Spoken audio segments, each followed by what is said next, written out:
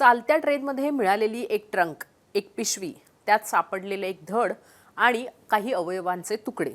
800 CCTV footage तपासल्यानंतर पोलिसांच्या हाती लागलेले आरोपी आणि हत्येचं कारण. इतक्या क्रूर हत्येचं कारण तुम्ही ऐकाल तेव्हा हादरून जाल. लखनौचं गोमती नगर स्टेशन, 17 मेचा दिवस. बिहारच्या छपरावरून आलेल्या ट्रेनची साफसफाई सुरू होती तेव्हा S1 कोचमध्ये साफसफाई करणाऱ्या कर्मचाऱ्यांना लोखंडाची एक बेवारस ट्रंक आणि तशीच एक बेवारस पिशवी आढळली. सार्वजनिक ठिकाणी आढळलेल्या बेवारस वस्तूला हात लावू नका, त्याची माहिती पोलिसांना द्या, अशी अनाउन्समेंट आपण ऐकत असतो. बेवारस वस्तू ट्रेनमध्ये सापडणं हे तर तिथल्या कर्मचाऱ्यांसाठी रोजचंच. त्या सफाई कर्मचाऱ्यांना ते ट्रंक आणि पिशवी आढळल्यानंतर त्याची प्रतिक्रियाही काहीशी तशीच होती की आता याचं करायचं काय, हे कोणाचं राहून गेलंय, कोणी न्यायला येणार का, पोलिसांना बोलवायचं का, याच्यात काही धोकादायक गोष्ट तर नाही ना. पण सावधानता म्हणून ती ट्रंक आणि पिशवी उघडणं महत्त्वाचं सुद्धा होतं, कारण अनेकदा ट्रेनमध्ये प्लॅटफॉर्मवर बेवारस पडलेल्या बॅगांमध्ये मानवी मृतदेह आढळले आहेत. अशा घटना मुंबई, कल्याण, ठाणे या भागात, या परिसरात सुद्धा घडलेल्या आहेत आणि तशा त्या देशातल्या इतरत्र रेल्वे स्टेशनवर सुद्धा आढळलेल्या बेवारस बॅगांमध्ये अशाच पद्धतीचे मृतदेह सुद्धा आढळलेले आहेत. याच्यात कधी कधी एक्सप्लोजिव्ह सुद्धा असतात, म्हणजे बॉम्ब किंवा तत्सम पदार्थ, वस्तू सुद्धा असल्याचं आढळलेलं आहे. बेवारस वस्तू रेल्वे कर्मचारी ताब्यात घेतात आणि पोलिसांकडे सुपूर्द करतात, अशी पद्धती आहे. आता ही ट्रंक मोठी असल्यानं या सफाई कर्मचाऱ्यांनं GRPला बोलावलं. त्यातली लोखंडी ट्रंक जास्त जड असल्याचं दिसत होतं आणि त्यामुळेच ती ट्रंक उघडून त्यात विस्फोटक, बॉम्ब अशी कोणती वस्तू तर नाही ना की ज्याच्यामुळे इतरांना सुद्धा धोका होऊ शकेल, याची खात्री करणं आता आवश्यक होतं. तेव्हा पोलिसांनी GRPनं आधी ती ट्रंक उघडण्याचा निर्णय घेतला. त्यानंतर हातोडा आणि छिन्नीनं त्या लोखंडी ट्रंकवरचं टाळं तोडण्यात आलं. ट्रंकचं टाळं तोडल्यानंतर त्यात काय हे समजून घेणं गरजेचं होतं. जेव्हा घाबरतच त्या कर्मचाऱ्यानं ट्रंक उघडली, त्या ट्रंकमध्ये प्लास्टिक आणि कपड्यात गुंडाळलेलं असं काहीतरी ठेवलेलं त्याला दिसलं. तो आकार, ते जे काही होतं त्याच्या अवतीभोवती असलेल्या प्लास्टिक आणि कपड्यावरनं तो मानवी देह असावा याचा अंदाज त्या कर्मचाऱ्याला आला. त्यानंतर ते प्लास्टिक आणि कापड हटवून जे दिसलं त्याने तो कर्मचारी जागच्या जागी थिजून गेला. त्याच्या चेहऱ्यावरची भीती स्पष्ट दिसत होती. त्याचे हातपाय गळून गेले होते, कारण त्या ट्रंकमध्ये होतं एका मुलीचं धड. एका मुलीचं हे धड की ज्याच्यावर डोकं नव्हतं, हात नव्हते, पाय नव्हते, पण एक रंगीत पंजाबी सूट त्या धडावर होता. त्यानंतर पोलिसांनी मोर्चा वळवला त्या ट्रंक सोबत सापडलेल्या पिशवीकडे. त्या पिशवीत आता पोलिसांना आढळले होते हातपाय तुटलेल्या अवस्थेतले, पण ट्रंक आणि पिशवीत सापडलेल्या मानवी तुकड्यात डोकं कुठेच पोलिसांना आढळलं नाही. अत्यंत धारदार शस्त्रानं किंवा हत्यारानं त्या मुलीच्या शरीराचे तुकडे करण्यात आले होते, हे पोलिसांना उघडपणे त्या तुकड्यांवरनं दिसत होतं. पण तिची हत्या कशी केली, तिचा खून कसा केला आणि तिला का मारलं हे शोधणं पोलिसांसाठी गरजेचं होतं. आता मुलींची ओळख पटवणं हे पोलिसांसाठी मोठं आव्हान ठरलं होतं, कारण त्या धडाला मुंडकं नव्हतं. तसंच त्या धडासोबत किंवा त्या तुकड्यांसोबत कुठल्याही पद्धतीची ओळख असलेला आयडेंटिटी कार्ड किंवा कुठली तत्सम वस्तू नव्हती. त्या धडाच्या शरीरावर कुठल्याही पद्धतीचे असं आयडेंटिफिकेशनसाठीचे जे वापरतात तसे मार्क्सही नव्हते. त्यामुळे पोलिसांसमोर एक मोठं आव्हान होतं. आता अशा व्यक्तीचा शोध लावायचा कसा, असा प्रश्न पोलिसांसमोर होता. GRPच्या 3 वेगवेगळ्या टीम त्यानंतर तयार करण्यात आल्या. तिन्ही टीमने वेगवेगळ्या ठिकाणी तपास करायला सुरुवात केली. त्यापैकी एका टीमला CCTV चेक करण्याची जबाबदारी दिली गेली. त्यांचा मोटिव्ह होता की ही ट्रंक आणि बॅग नेमकी कुठल्या स्टेशनवरनं ट्रेनमध्ये आली आहे, कोणी आणली आहे आणि कशा पद्धतीनं ती या S1 बोगीमध्ये आली आहे. CCTVमधनं अनेक क्लू मिळतात, CCTVमधनं आरोपीपर्यंत पोहोचता येतं, CCTV महत्त्वाचा पुरावा ठरतो. हे सर्व खरं असलं तरीसुद्धा CCTVच्या माध्यमातून तपासात अनेक आव्हानं सुद्धा असतात. कठीण असतो हा टास्क आणि त्याचं कारण असतं ते म्हणजे की CCTVचे सेकंदाची चित्र तिथं पाहायला हवी, त्याच्यातनं काही निसटायला नको, यासाठी अत्यंत बारकाईनं हे CCTV तपासावे लागतात. आता छपरा ते गोमती नगरपर्यंतचा हा जो ट्रेनचा प्रवास होता त्याच्यामध्ये एकूण 12 तास लागतात. त्या दरम्यान ही ट्रेन साधारणतः 20 स्टेशन्स पार करते. त्यामुळे 20 स्टेशनचे CCTV तपासणं हा महत्त्वाचा टास्क या टीम समोर होता. पोलिसांनी आता 20 स्टेशनवरचे वेगवेगळ्या ठिकाणचे CCTV कॅमेरे आणि त्यातलं फुटेज तपासायला सुरुवात केली. एकूण 800 CCTV कॅमेरे आणि त्यातलं फुटेज पोलिसांनी तपासलं. आणि त्यानंतर लखनौपासून साधारणतः 350 किलोमीटर दूर असलेल्या तमकुही रोड रेल्वे स्टेशनवर पोलिसांना एक महत्त्वाचं व्हिज्युअल दिसलं किंवा एक चित्र दिसलं, एक दृश्य दिसलं। हे तमकुही रोड रेल्वे स्टेशन उत्तर प्रदेशातल्या कुशीनगर रेल्वे स्टेशनवरच्या दरम्यानचं आहे। त्या स्टेशनवर पोलिसांना काही संशयित दिसले किंवा आढळले। त्यात संशयितांच्या हातात ही ट्रंक आणि ही बॅग सुद्धा दिसत होती। पोलिसांना एका सीसीटीव्ही मध्ये आढळलेल्या या संशयितांची संख्या होती 3, ज्यामध्ये एक महिला आणि 2 पुरुष सुद्धा दिसत होते, ज्यांच्या हातात ही बेवारस ट्रंक आणि पिशवी होती।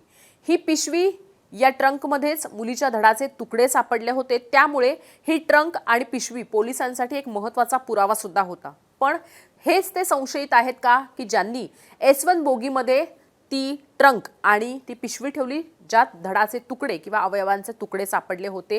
हे शोधण्यासाठी पोलिसांनी आता सर्व सीसीटीव्ही फुटेज पुन्हा तपासलं। सीसीटीव्हीत पोलिसांना दिसत होतं की हे तिघेही त्या तमकुही रोड रेल्वे स्टेशनवरनं ट्रेनमध्ये चढले। आता पोलीस तपासत होती की हे तिघे कुठवर या ट्रंक आणि पिशवीसोबत प्रवास करत होते, पण ते काही पोलिसांना सापडत नव्हतं किंवा त्या सीसीटीव्ही फुटेजमध्ये पोलिसांना तशा पद्धतीची काही दृश्य दिसत नव्हती। हे तिघे ट्रेनमध्ये चढलेले पोलिसांना दिसत तर होते, पण ते उतरले कुठे आणि कसे याच्याबद्दलची माहिती काही पोलिसांना सीसीटीव्ही फुटेजमधनं मिळत नव्हती। त्यामुळे या तिघांनी कुठवर त्या ट्रेनमधनं प्रवास केला आणि कुठे उतरून गेले याची माहिती मिळवणं यात पोलिसांना बरीच अडचण येत होती। त्यानंतर पोलिसांना एक महत्त्वाची माहिती मिळाली। हे तिघेही तमकुही रोड रेल्वे स्टेशनवर चढले आणि तिथंच उतरले सुद्धा होते। ज्या S1 कोचमधनं हे तिघे चढले होते त्या कोचमधनं ट्रेनमधनं ते तिघे उतरले नाहीत, तर त्याच्या पुढे असलेल्या एका AC कोचमधनं हे तिघे जण उतरून गेले आणि त्यामुळे पोलिसांना हे सुरुवातीला सीसीटीव्ही फुटेजमध्ये दिसले नव्हते। पोलिसांना गुंगारा देण्यासाठी तिथं आसपास असलेल्या पॅसेंजरना त्यांच्याबद्दलची माहिती मिळू नये, त्यांनी असं सामान तिथं मागे ठेवलेलं आहे हे कळू नये, यासाठी या तिघांनी ही खबरदारी घेतली होती। त्यानंतर ते त्याच रेल्वे स्टेशनच्या मेन गेटमधनं बाहेर जातानाही पोलिसांना सीसीटीव्हीच्या फुटेजमध्ये दिसलेत। म्हणजेच ते ज्यावेळेस चढले होते त्याच दिवशी अगदी थोड्या वेळात ती ट्रेन सुटायच्या आत एका AC कोचमधनं ते बाहेर गेले आणि त्यातनं रेल्वे स्टेशनमधनं बाहेर पडून ते त्यांच्या दिशेनं निघून गेले होते। याचा पुरावा आता पोलिसांकडे होता, सीसीटीव्ही फुटेज। पोलिसांनी मग तमकुही रोड रेल्वे स्टेशन आणि त्या परिसरात या तिघांचा शोध सुरू केला। जिथून चढले होते तिथेच उतरले तर ते तिथेच राहत असावे असा पोलिसांचा अंदाज, किंवा असाही अर्थ पोलिसांना निघत होता ते म्हणजे की तिथं ते काही काळासाठी थांबले असावेत आणि त्यानंतर त्यांनी हा गुन्हा केला असावा। पण पोलिसांनी त्या आसपासच्या परिसरात सुरुवातीला चौकशी करायला सुरुवात केली, तेव्हा पोलिसांना माहिती मिळाली की हे तिघेही पिपला घाटचे राहणारे आहेत। त्यातल्या एका व्यक्तीचं नाव हे बिगन अन्सारी आहे, त्याच्याबरोबर असलेल्या दुसऱ्या व्यक्तीचं नाव मोजिबुल्ला अन्सारी आणि त्यांच्यासोबत असलेल्या महिलेचं नाव आहे नूरजहां अन्सारी। आता तिथल्या आसपासच्या लोकांकडनं ही माहिती पोलिसांना मिळाली आणि त्याचबरोबर एक आणखीन महत्त्वाची माहिती कळली, ते म्हणजे की ही नूरजहां अन्सारी ही बिगनची नात्यातली बहीण लागते। तसंच जो मोजिबुल्ला आहे तो या बिगनचा तिच्या बहिणीचा नवरा लागतो। त्यामुळे आता पोलिसांना कळलं की हे तिघेही एका कुटुंबातले आहेत, पण ज्याचा खून केला किंवा ज्याच्या शरीराचे तुकडे केले ती व्यक्ती, ती मुलगी कोण याचा तपास आता पोलिसांना करायचा होता आणि त्यासाठी या तिघांपर्यंत पोहोचणं पोलिसांसाठी अत्यंत महत्त्वाचं झालं होतं। पोलिसांना जेव्हा हे तिघे सापडले ते सुद्धा सहज, अगदी अलगद आणि एक करून एकत्र पोलिसांनी तिघांना पकडलं आणि त्यांच्याकडून जेव्हा माहिती घ्यायला सुरुवात केली तेव्हा पोलिसांना मोठा धक्का बसला। सुरुवातीला तर हे तिघे असं काही आपण केलंय हे कबूलच करत नव्हते, पण मग पोलिसांनी आपलं हत्यार वापरलं, त्यांच्यासमोर सीसीटीव्ही फुटेज ठेवलं, सीसीटीव्ही फुटेजमधले काही स्क्रीन ग्रॅब्स त्यांना दाखवले आणि त्यानंतर सीसीटीव्ही फुटेजच्या आधारे कशा पद्धतीनं यांनी क्राईम केला आहे याच्याबद्दलची माहिती घ्यायला सुरुवात केली। पोलिसांनी केलेल्या प्रश्नांच्या सरबत्तीनंतर पोलिसांसमोर खरं आलं। 1 दिवसापूर्वीच त्यांनी हा खून केला होता। एका 15 वर्षाच्या मुलीची हत्या या तिघांनी केली होती। जिचा खून केलाय ती या आरोपी बिगन अन्सारीची मुलगी। बिगनच्या चौकशीत पोलिसांना माहिती मिळाली की या मुलीचं एका वेगळ्या धर्मातल्या मुलासोबत अफेअर सुरू होतं, त्यामुळे तिची हत्या बिगननं केली। बिगननं या खुनासाठी खूप आधीपासूनच प्लॅनिंग केलं होतं। त्याने त्याच्या प्लॅनमध्ये त्याची बहीण आणि तिचा नवरा यांना सहभागी करून ठेवण्याचं सुद्धा आधीच ठरवलं होतं। पण या काळात जेव्हा हे तिघे या मुलीचा खून करणार होते त्यावेळेस बिगनचा मुलगा आणि त्याची सून घरात नसेल याची काळजीही बिगननं घेतली होती। त्यावेळी जिचा खून केला ती छोटी मुलगी एकटी घरात होती आणि हे तिघे घरात होते।